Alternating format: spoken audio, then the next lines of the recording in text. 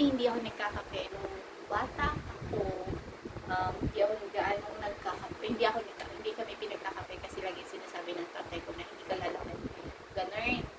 Ang ginagawa namin kape noon is yung, alam mo yung bigas. Hindi yung yung bigas. Ganun. Pero yung kape na Nescafe hindi. And then, ang kabay ko kwento ko today, para meron lang din ako may upload. Yun na nga guys, na binigyan nga ako nito. So yun, hindi ko pa siya napapuksan. Bago pa lang siya. Hindi ko pa siya ma-open kasi ito yung pang just in case emergency ko kapag talagang as in, walang-wala ako. Excuse, walang-wala talaga ako mait. May isa ngayon, meron pa akong naiinom na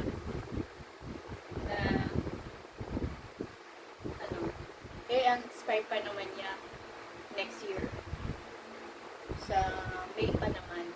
So, hindi ko muna siya bubuksan. Bubuksan ko lang siya mga tomorrow. Ganun. Kasi meron pa rin akong kape. Yun. At saka yung pala siya pandalo. So, anyway guys, may kumento pa lang siya.